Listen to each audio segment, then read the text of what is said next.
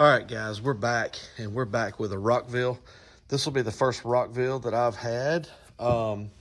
There's a lot in their lineup, a lot of other amps that I'd like to test as well. And that goes for a lot of the amps that I've had so far. There's a whole lot of them where I've only had one amp per brand, and I may need to go back and try some of the other amps. But this is the RXA-T2. 2400 watt peak power. I really like the looks of this amp. I think the black and the gray and the orange looks pretty cool. It's definitely got a unique look to it. I do like it, the way it looks. So this is going to be a Class AB, 2-channel. It is bridgeable, and yeah, let's take a look at it. First off, what you get is not a lot. You get some paperwork here. They do have a nice manual, pretty thick. Got a lot of stuff in there. Pretty well put together manual. Sticker, warranty card, screws, high-level inputs, and that's it. No bass knob, just some packaging. So let's get some of this out of the way. The ratings are on the box. I'll show you that in a minute. The ratings that are in the book are the same as what's on the box. All right, I do have the back plate off of this. We're gonna take a look at that. Let's look at this box real quick. Let's flip it over and look at those ratings. You guys know, or you might know, Rockville does 3 ratings, which is definitely different. But they have CEA ratings, RMS ratings, and peak ratings. So as y'all saw, this is 2400 peak power. That's what's going to get people's attention when they're looking to buy an amp. But it's important to really see what all the ratings are, because they can be quite different from that number to maybe what's more realistic. So let's look here. RMS power ratings, which are usually considered, you know, good, legit ratings that we'd like to see on a dyno. But this is 1200 watts, so basically 600 by 2 at 2 ohms.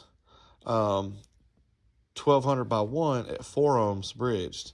So that's how we'll be testing it, is at 4 ohms bridged, and that's the lowest that it's rated to go. It's not rated to go to 2 ohms bridged. It'll go to 2 ohms stereo, but not 2 ohms mono. And then we have an 800, which is 400 by 2 at 4 ohms. All right, and then the peak power. This is where they're really getting you here. 2400, 1200 by 2 at 2 ohms, or 2400 by 1 at 4 ohms. Bridged power, 2400 by 1 at 4 ohms, bridged mono, it's the same. All right, then let's jump over here. This is what the thing is probably really gonna do. You can't get that stamp if it doesn't really do that. So at 4 ohms is what they rate these at, and I believe that's the case. Oh, is that the case every time?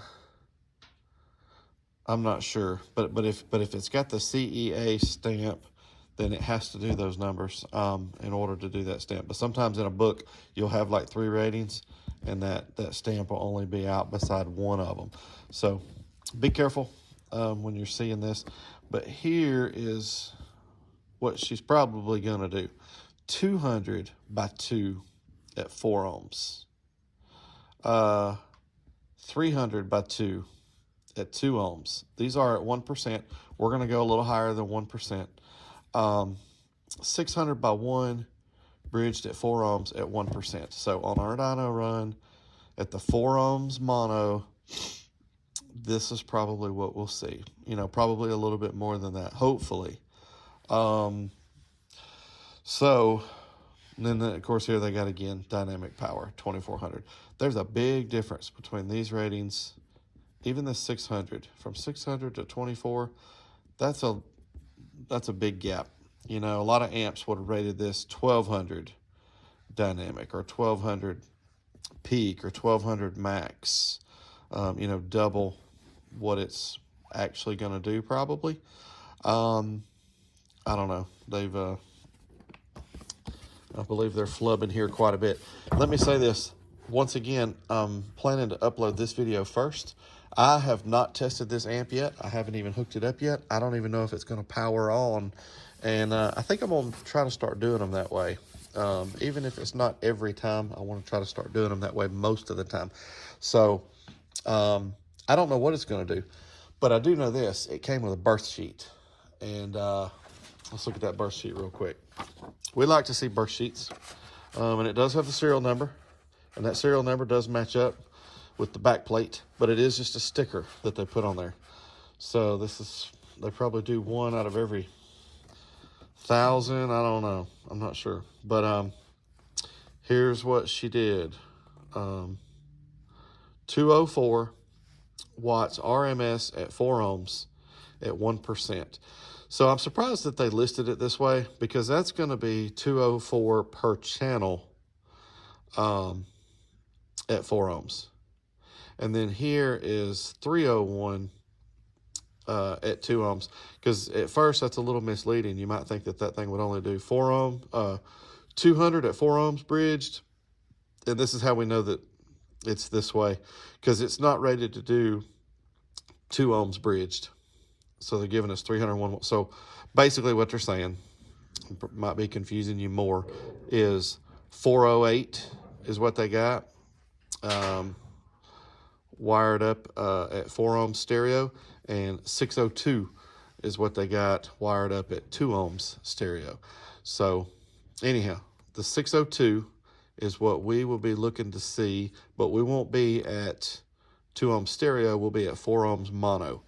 But 602 is what, and we're going to go past 1%. So I think we're going to see more than 602. There's that stamp again. All right. Anyhow, I was wanting to try to keep this video kind of short, but I don't know if we're going to be able to do that. Let's go ahead and look at the gut shot. 600 watt Class AB amp. Let's see. Let's see. Okay. Well, I'll be honest with you. I've seen skimpier, but this is not looking like a 1200 watt amp. It's not looking like a 2400 watt amp. I don't know. And here's the thing that really gets me about it too. This amp was not real cheap. This amp was $121 on Amazon. I bought it at regular price. It's not a refurb or nothing like that.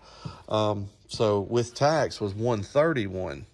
So if this thing only does about 600 watts for $131, in my opinion, that's not a great deal.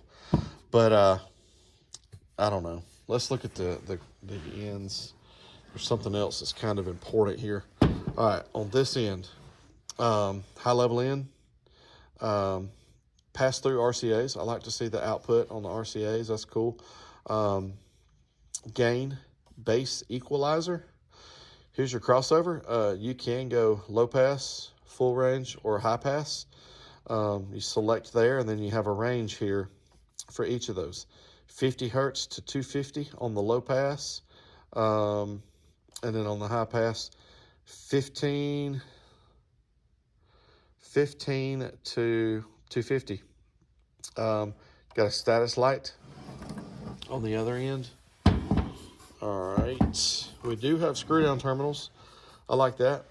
They look pretty nice. Looks like some 4 gauge over here. And then this looks like about like, these are kind of small, 10 or 12 gauge. You can see there how you bridge it. Left positive, right negative. That's pretty normal. And you got these big style fuses. I like those. They look cool.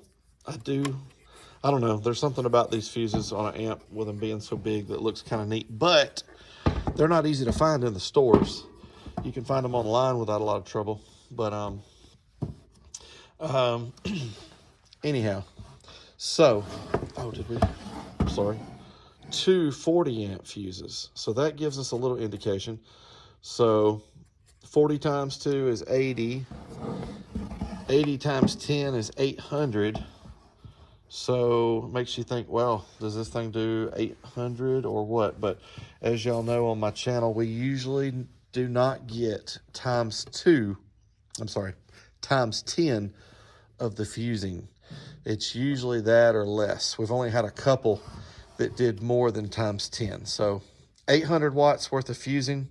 If you go by the times 10 rule, I feel like we're going to see less than 800 watts. That makes sense with that 602.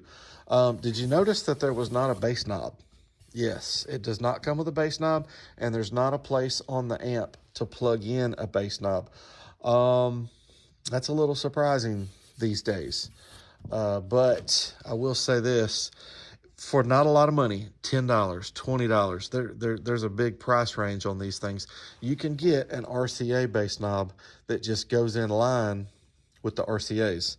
So the RCAs coming out of the head unit go into the bass knob, and then you'll run another set of RCAs coming out of the bass knob into the amp, and you can control the amp just the same, and that works really well to do it that way. So anytime an amp doesn't come with a bass knob, you still have options for bass knobs. The line out converters, a lot of those have bass knobs as well. So there's an easy way around that. Did I say Class AB, full range, 2-channel bridgeable amplifier? Not real sure, but that's what this amp is. All right, well, guys, I'm fixing to get started with the dyno runs. Make sure you check out those videos. I don't know yet what it's going to do, or like I said, even if it's going to power on. So let's find out together. Make sure you check out those other videos, and thanks for watching.